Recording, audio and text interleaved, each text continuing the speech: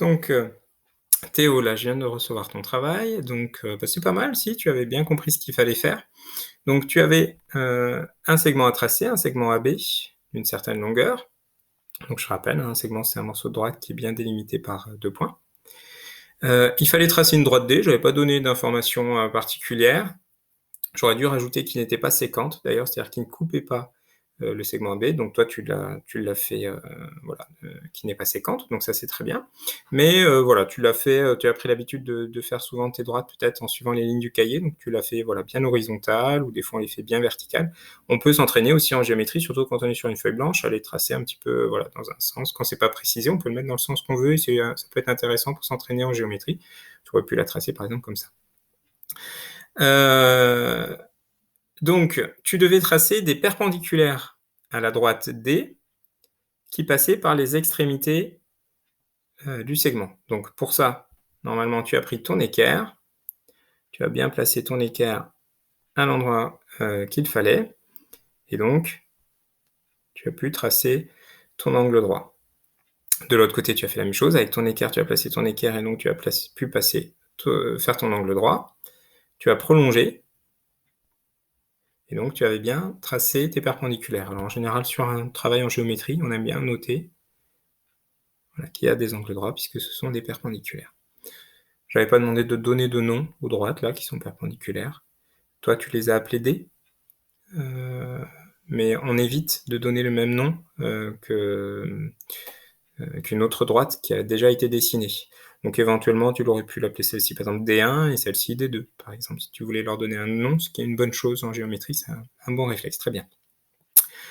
Donc après, je t'ai demandé de prendre ton compas pour prendre la mesure ici, l'écart qu'il y a ici entre la droite D et le point A, et ici entre la droite D et le point B, et de le reporter de l'autre côté. Donc tu as pris ton compas, normalement, tu as pris la mesure, et tu as reporté de l'autre côté. Ce qui signifie que la longueur ici est la même que la longueur ici. Cette longueur-là est la même que celle-ci. Et de l'autre côté, pareil, tu as pris ton compas, tu as reporté la longueur ici, donc cette longueur-là ici est la même que cette longueur-là ici. Et voilà, c'est tout moi ce que je demandais. Après je posais quelques questions.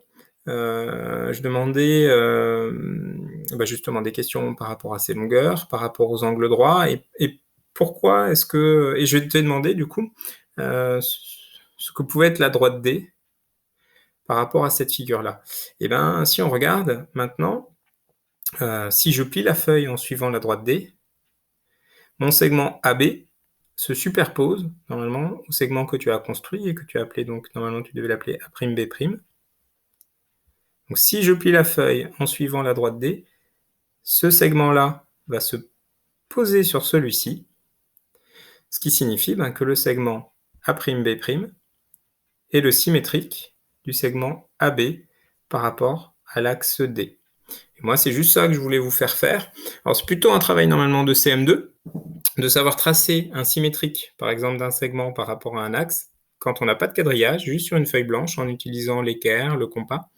Donc il faut tracer effectivement des perpendiculaires et reporter les mesures pour construire le symétrique. Donc c'est pas la peine de le retenir pour l'instant, parce que c'est plutôt au programme de CM2, mais par contre, vu que pour reporter des mesures et tracer des perpendiculaires, c'est au programme de CM1, je vous ai demandé de le faire déjà cette année. Voilà ce qu'il y avait à faire pour cette figure. Alors, tu vois, si tu avais fait la droite D un petit peu, tracée un petit peu différemment, ou si ton segment AB, là, au lieu de le faire horizontal, on l'avait fait un petit peu de côté, comme ça, ta figure, il faudrait t'entraîner pour le refaire peut-être, pour le voir.